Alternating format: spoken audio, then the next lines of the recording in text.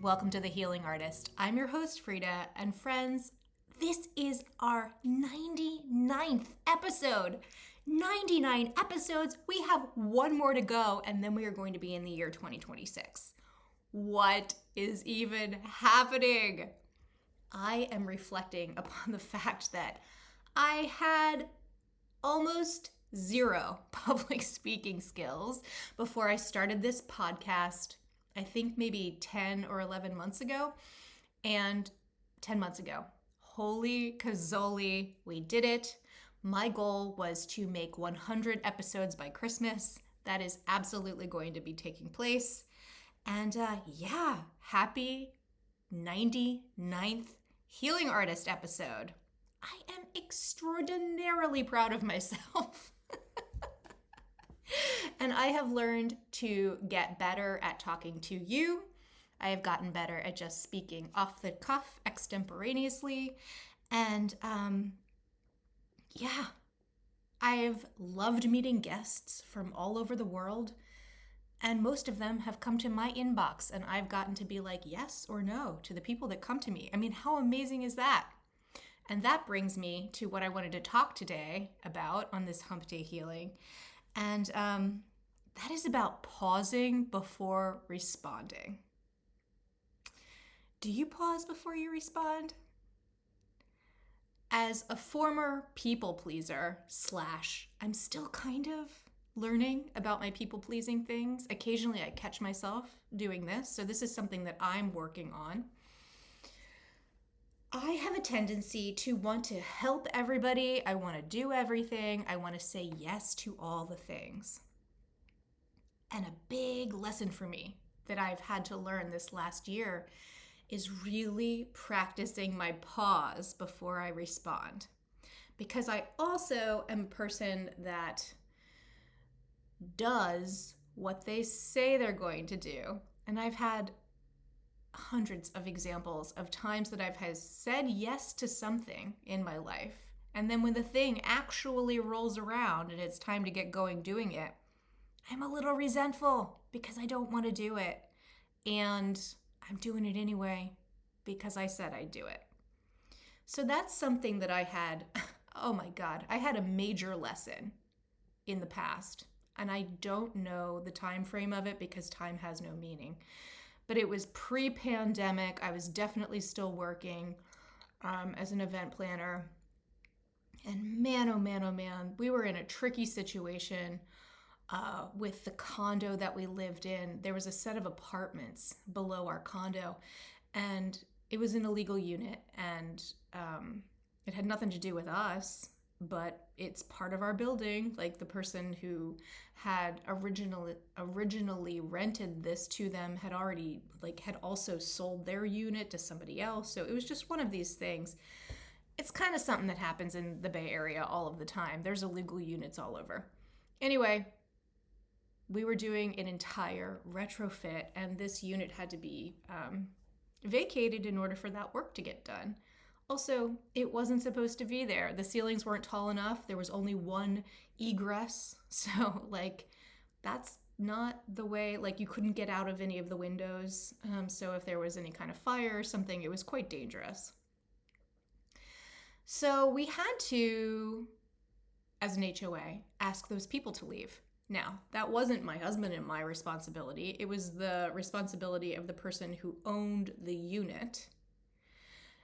And it was just one of these things where I felt terrible because my husband and I had been in a situation in the past, again, with this craziness of Bay Area housing, where we were asked to leave our home because the people who owned it were going to move back in. And we'd been living there 7+ years, and it sucked. It was genuinely challenging. It was traumatizing. Up until that point, I think it was the hardest thing we'd experienced so far as a couple in our young married lives. So I had a tremendous amount of empathy for these people that were living there and were not going to be able to live there anymore. We had to ask them to leave. And one of the people that lived there ended up making a kind of cool choice, which was to start doing like a van lifestyle situation. And I remember feeling so guilty that I had a little stack of Christmas money. I had $500 that people have given me for Christmas. I ended up giving this person my Christmas money and telling them that I would help them work on their van life situation when it happened. And that wasn't coming from a loving overflow. It was coming from feeling guilty and shameful that I was involved in a situation where we were doing something to some people that had been done to us. And we know what it's like to be displaced in the Bay Area. And while it wasn't like literally us, we were involved in being an owner and they're not. You know, like it was one of those weighted things that felt terrible. But then, like, so they got their truck, they did all the things, and then it came time for me to actually help do what I said I was going to do. And I went and helped this person paint their the exterior of their new house, their van life situation. And like it was me, this other person, and the person who owned the truck, the van situation. And it was like a box truck that they converted into a cool living quarters.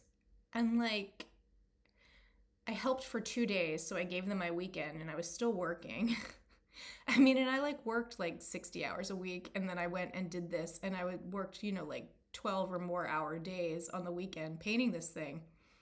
And like I'm a professional painter. I did a really amazing job. Trust me when I tell you that I did a good job. And like also there's an expertise involved in like bringing my skill to that situation in the first place. And yeah, I didn't want to be doing it. And I did it anyway.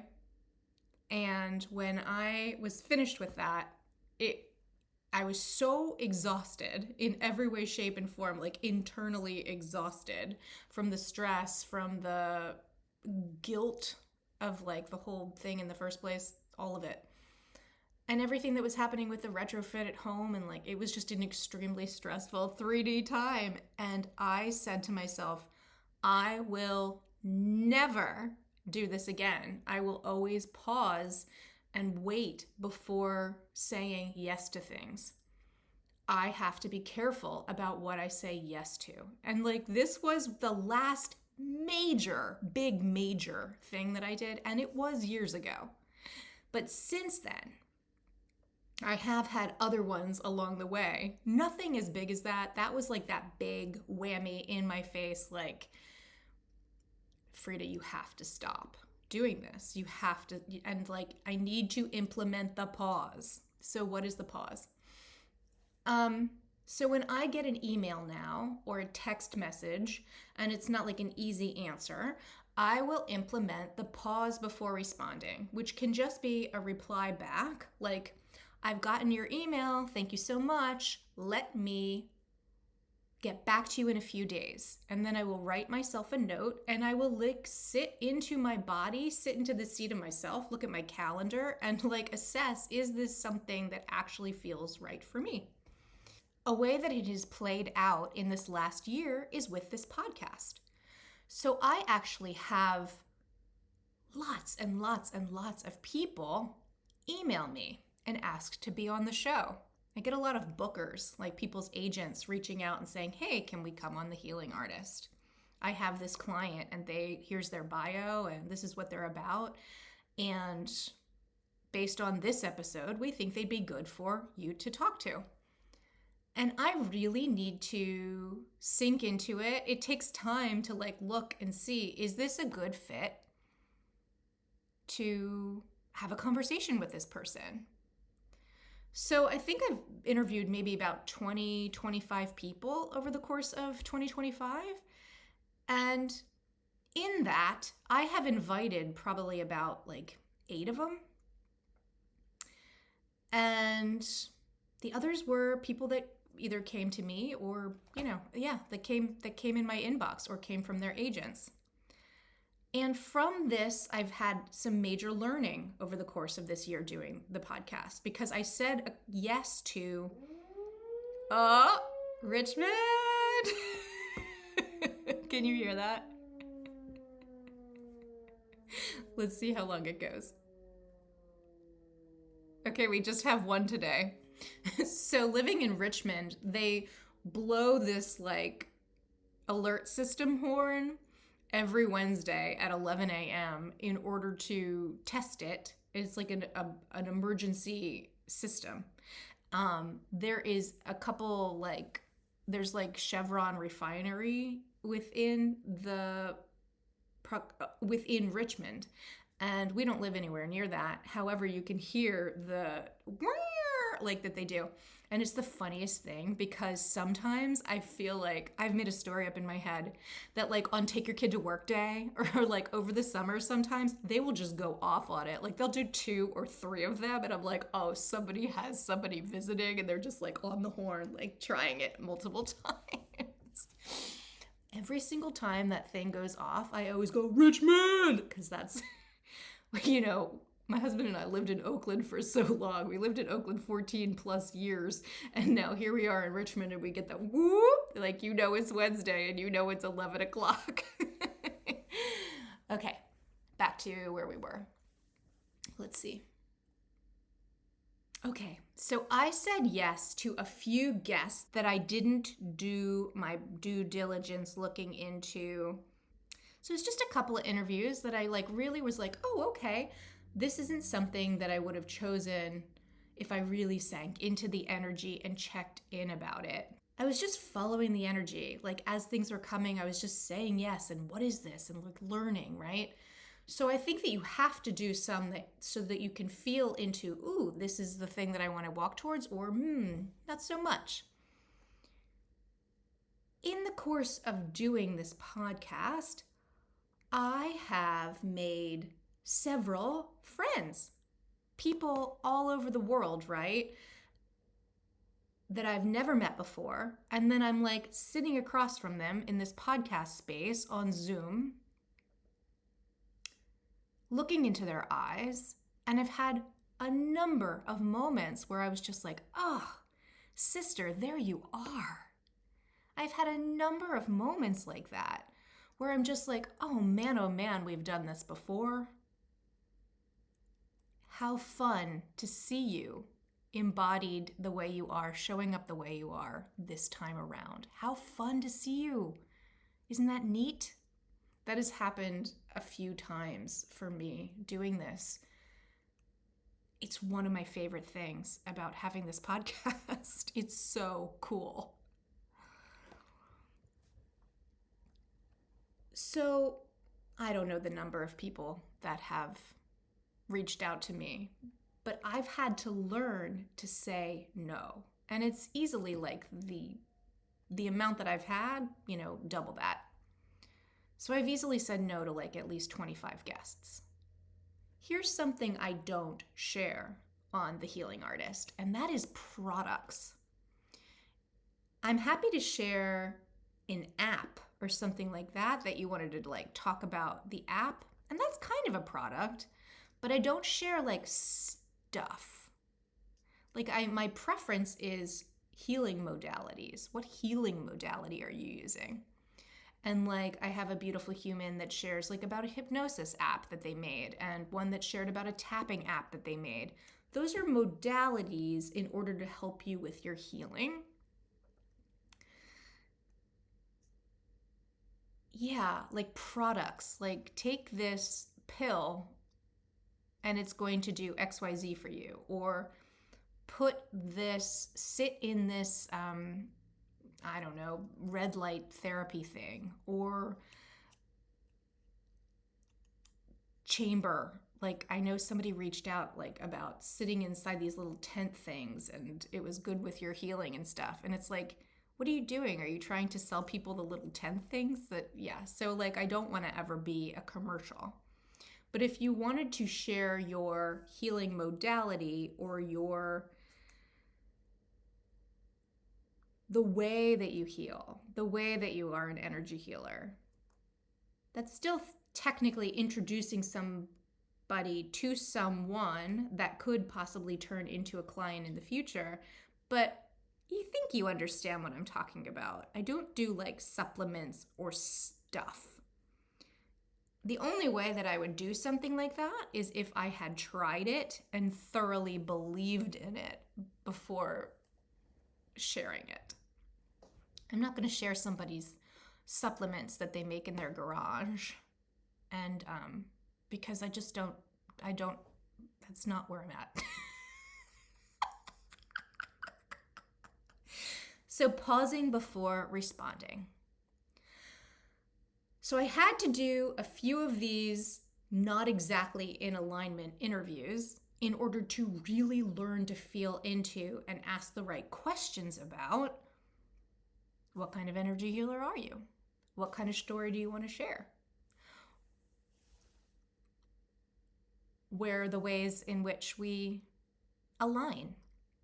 Something I really look for when people reach out to see if they want to be part of the show is if they've listened to me before.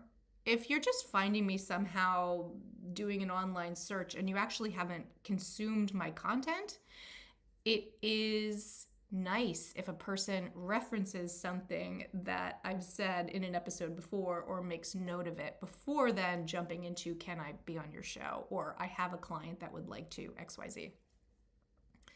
That is going to get my attention more than just the ask. So I'm asking you, are there places in your life where you have said yes to something and then when the thing actually comes around to doing it, you notice that you're a little resentful and you don't actually want to do the thing? So I want to invite you to practice the pause. And I want to invite you to start practicing it in 2025 so that it can be part of your resolution package for 2026, because I would love to normalize. The normal is practicing your pause. The normal is going, do I actually want to do that? And then running it through your body temple, riding the emotional wave of it.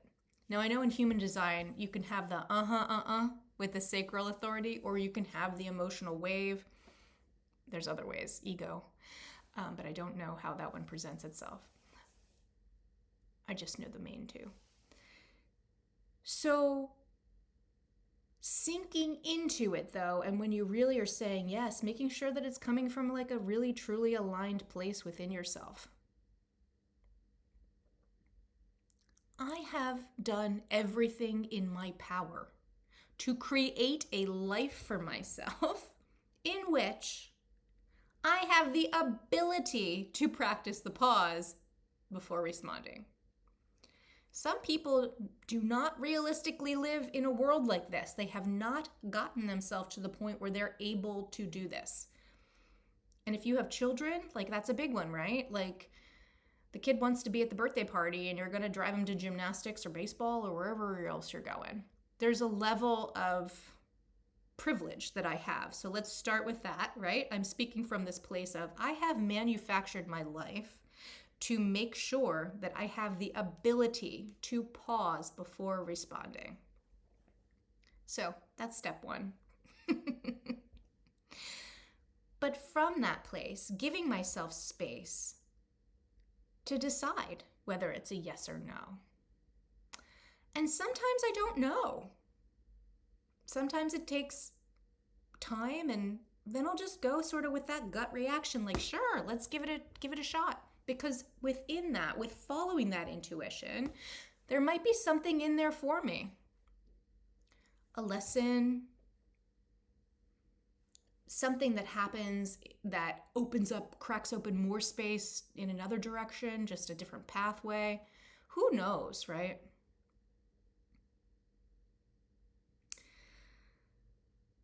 So just a little musing for this 99th episode.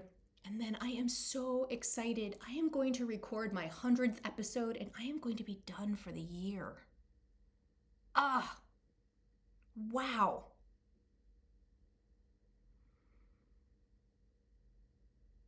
Fully sinking into and just truly honoring all of this work,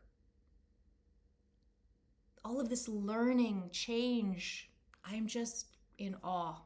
I'm in awe of the process. And it went by like...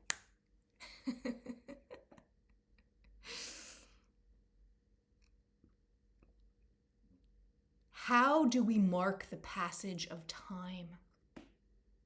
100 episodes of podcast is a passage of time. That's 1 year, right? It's a little less than a year because I didn't start right at the beginning of the year. I believe I started like February. How do we mark the passage of time? This last week, last Friday, I was at the Ferry Building in San Francisco making cookies with hundreds of people. We had 500 cookies, and it's a 3-hour event, and we ran out 2 hours in, so we made 500 gingerbread or shortbread cookies, decorating them with 500 people in 2 hours at the Ferry Building this last Friday. This is an event that I genuinely, truly enjoy. I have been doing it for years, and it's something that I do with my sister for her company. And it's short and sweet. People are happy. It's mostly adults. And they're sort of out for a night of shopping. It was Glow, if you're familiar with that, in San Francisco. And they have big projections on the side of the Ferry Building. And the different vendors within the Ferry Building were giving out free hot chocolate or apple cider. There was things there and craft projects and all sorts. People are happy. They're delighted. It's sort of like that lifting, let's go holiday shopping season. And it's all free. And if you live in the Bay Area, not that much stuff is free. So people turn out. So I love to do this event because people are generally really happy. And it's beautiful and the lights are beautiful. And we dress up in a white shirt, black pants, a little red bow tie, and we have these little red aprons that we wear, and a Santa hat. I have the same pair of black pants that I got probably in my like early-ish mid-30s. Back when I was in event planning, this is the costume, you kind of look like a penguin when you do bar and bat mitzvahs or, like the fancier events. Everybody kind of dresses the same. Black slacks, white button-down shirt. I have had the same pair of black work pants all these years. And this is a way that I've noticed the passage of time taking place. Because I went to put on those black pants to get ready to go to the Ferry Building, and they didn't fit the same that they've fit in the past. Oh my gosh, you guys, my 45-year-old ass has this little perimenopause soft little belly now. Oh my gosh. So the pants were like dipped up my butt like 2 inches. It was just like, whoa. These bad boys were tight. Like when I was gonna be like bending over and stuff, it was like one of those situations where I was gonna take a knee to go down and then like stand up again. Oh my God, it was so funny. And I was thinking about ways in which we mark the passage of times. And I was like, these black pants are on the list now. So when I got home, I put them in the wash. I washed them.